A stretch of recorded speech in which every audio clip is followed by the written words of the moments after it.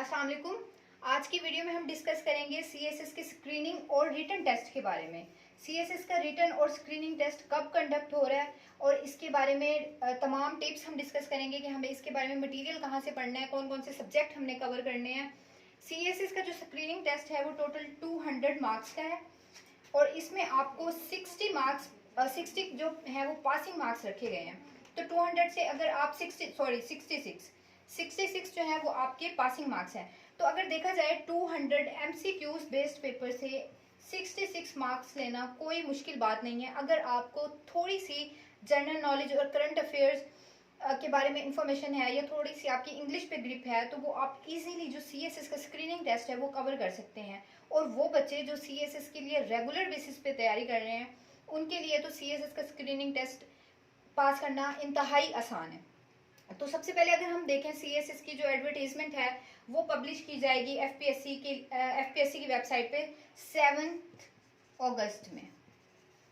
और इसके लिए जो रिटन जो सीएसएस के लिए जो स्क्रीनिंग टेस्ट है वो कंडक्ट किया जाएगा 2 अक्टूबर में। और उसी शाम ही आपका जो इसका रिजल्ट है वो एफपीएससी की वेबसाइट पे अपलोड की जाती है आंसर की सूरत में। और उसका रिटन ऑफिशियल रिजल्ट जो है वो बाद में डिक्लेयर किया जाता है। इस आंसर की से जो 2 अक्टूबर को आपका जो कंडक्ट किया जाएगा पेपर, उसकी शाम में जो आपका रिजल्ट आएगा, आंसर की आएगी, उसके अकॉर्डिंग तमाम बच्चे जो है वो अपना पासिंग मार्क्स देख लेते हैं कि हमने सीएसएस रिटन एग्जाम के लिए क्वालिफाई किया है या नहीं किया। उसके बाद अगर देखा जाए तो सीएसएस का जो रिटन एग्जाम है वो हमारे पास कंडक्ट किया जाएगा 1 फेब में। 1 फेब 2023 में आपका सीएसएस का रिटन एग्जाम, जिन बच्चों ने स्क्रीनिंग टेस्ट क्वालिफाई किया है वो रिटन एग्जाम के लिए 1 फेब को पेपर में अपेयर होंगे। उसके बाद आप देखते हैं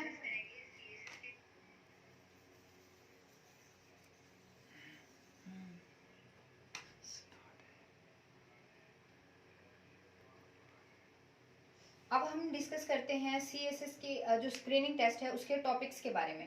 ठीक है, सबसे पहले अगर हम देखें तो करंट अफेयर में हमारे पास आ जाता है करंट अफेयर के जो एमसीक्यूज होंगे उसमें आपसे पूछा जाएगा कंट्रीज के कैपिटल्स के बारे में पूछा जा सकता है। जैसे अब अगर रिसेंट अगर हम देखते हैं हमारा जो करंट अफेयर में श्रीलंकन क्राइसिस बहुत ज़्यादा न्यूज़ में है तो उसमें आपसे श्रीलंका का कैपिटल पूछा जा सकता है कि वो कोलंबो है या नहीं, ये आप चेक करें। उसके बाद आपसे प्रेसिडेंट के नाम पूछे जा सकते हैं। राजापक्सा श्रीलंका का प्रेसिडेंट था तो अब रिजाइन के बाद कौन बना है, ये सब आपको कवर होना चाहिए। उसके बाद अगर ओआईसी के बारे में ओआईसी और दीगर ऑर्गेनाइजेशंस के बारे में बात की जाए तो उसमें यूएन आ जाता है। आप करंट अफेयर में देखते हैं यूएन ने अभी रिसेंट क्लाइमेट चेंज की जो आईपीपीसी की रिपोर्ट पेश की है उसकी डिटेल आपको पता होनी चाहिए कि आईपीपीसी किसके बारे में है, क्लाइमेट चेंज के बारे में है, यूएन कब बना था, ओआईसी कब बना था, अभी जो रिसेंट ओआईसी का पाकिस्तान में विजिट हुआ है वो सेशन कौन सा था, इसमें स्पेशल चीफ गेस्ट चाइना के थे या कोई और थे। तो ये सब आपको इन्फॉर्मेशन करंट अफेयर में होनी चाहिए। कैपिटल, प्रेसिडेंट के नेम, करेंसी, ये सब आपको करंट अफेयर में क्लियर होना चाहिए।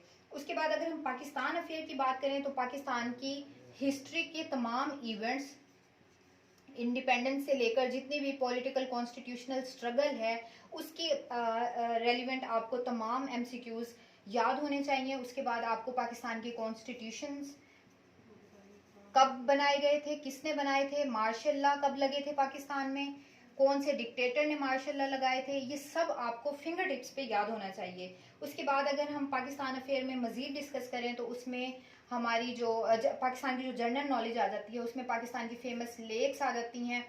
उसके बाद रिवर्स आ जाते हैं, पाकिस्तान में पासिस आ सकते हैं। पासिस में पूछा जा सकता है आपसे पाकिस्तान को और अफगानिस्तान को मिलाने वाला पास कौन सा है, पाकिस्तान और चाइना के दरमियान पास कौन सा है।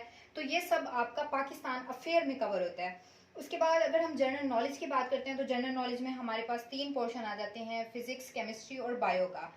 अच्छा, उसमें अगर आप फिजिक्स में देखते हैं तो फिर आपको फिजिक्स और केमिस्ट्री में देखते हैं तो इसमें मोस्टली आपसे पूछा जाता है फ्लड के बारे में, जो रिसेंट इवेंट्स चल रहे हो। अब जैसे अगर हमारा ये बारिशों के सिस्टम की वजह से हमारे कराची में हम फ्लड देखने को मिलता है ज़्यादा, तो आपसे फ्लड के बारे में साइंस पूछी जा सकती है। उसके बाद अर्थक्वेक के बारे में ज़्यादा सुनते हैं तो उसका एपिसेंटर फोकस कहाँ है, उसके बारे में जो बेसिक जनरल नॉलेज है वो पूछी जा सकती है।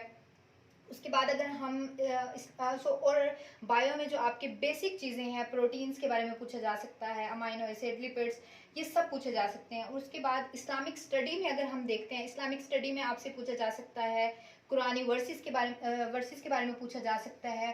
और इस मज़ीद देखा जाए तो आप सल्लल्लाहु अलैहि वसल्लम का टाइम पीरियड पूछा जा सकता है, मक्की और मदनी सूरा के बारे में पूछा जा सकता है, कौन सी कुरान की आयत है जिसमें बिस्मिल्लाह नहीं है। और इससे रिलेटेड मज़ीद क्वेश्चन जो बनते हैं वो बनता है ज़कात के बारे में बनता है, ज़कात के मसारिफ पूछे जा सकते हैं। और अगर देखा जाए तो इसमें सलात का जो सिस्टम है नमाज का, वो कब फ़र्ज़ हुई वो पूछा जा सकता है।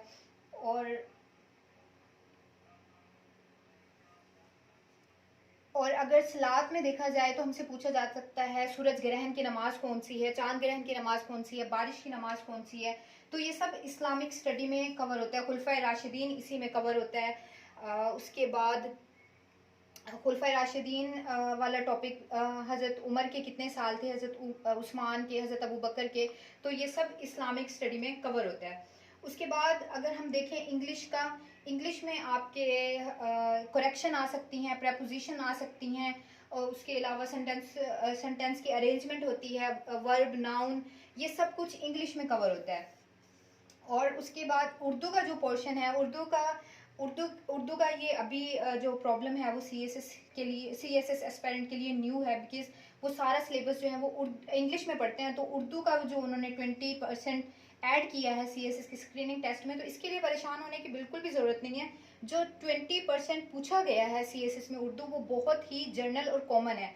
वो उर्दू पूछी गई है जो इजीली सबको आती है, चाहे वो CSS के लिए बाकायदा पूरी बुक्स इंग्लिश में पढ़ रहे हैं या नहीं पढ़ रहे हैं, ठीक है। तो उसके लिए आपको सिर्फ क्या करना है, एक कोई भी सिंपल नॉर्मल सी बुक ले लेनी है उर्दू ग्रामर की। उसमें आपने बेसिक मुज़क्किर, मुअन्निस, वाहिद, जमा और मुहावरात और अल्फाज की दुरुस्तगी पढ़नी है। तो उससे आपका 20% कंप्लीट पेपर सॉल्व हो जाएगा। तो अब क्वेश्चन यहाँ पे ये है कि हमने ये सब current affair, Pakistan affair, general knowledge, Islamic study, Urdu और ये इंग्लिश, ये कवर कहाँ से करनी है। तो सबसे पहले जो इजी टिप है वो आपको है कि आपने पास्ट पेपर कंसर्न करने हैं।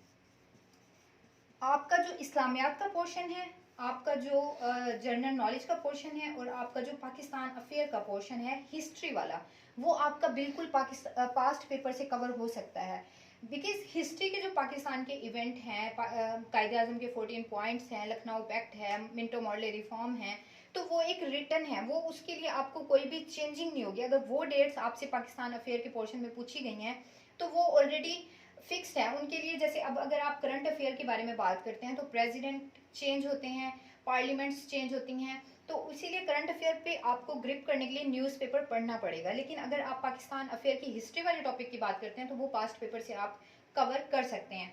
इसी तरह जनरल नॉलेज है, जनरल नॉलेज भी आप पास्ट पेपर से कंसर्न कर सकते हैं। बेसिक क्वेश्चन है मैथ के या आपके बायो के पोर्शन के, तो वो आपके पास्ट पेपर से कम्प्लीटली सॉल्व हो सकते हैं। इसी तरह इस्लामिक स्टडी है, इस्लामिक स्टडी में आपका जो ज़कात के मसारिफ हैं, ज़कात किन लोगों पर फ़र्ज़ है, आप सल्लल्लाहु अलैहि वसल्लम का टाइम पीरियड है, खुलफाए राशिदीन है, तो वो सब फिक्स्ड हैं, वो आपको पास्ट पेपर से हेल्प काफ़ी हद तक मिल सकती है। इसी तरह उर्दू का जो पोर्शन है वो नया है, हम इस चैनल पे हेल्प करेंगे आप लोगों को। ये सब स्क्रीनिंग टेस्ट के जितने भी पोर्शन हैं वो आप लोगों को इस चैनल पे कवर करवाए जाएं। लेकिन इस वक्त हमारा जो टारगेट है वो इंग्लिश है। इस चैनल पे आपको CSS की स्क्रीनिंग से रिलेटेड जो इंग्लिश का पोर्शन है वो कवर करवाया जा रहा है। तो आप अगर CSS की स्क्रीनिंग टेस्ट क्लियर करना चाहते हैं, हमारे चैनल को सब्सक्राइब कर लें ताकि आपको तमाम वीडियोस हमारे चैनल पर मिलें। तब तक के लिए, जब तक हम नई वीडियोस बनाते हैं, तब तक के लिए अल्लाह हाफ़िज़।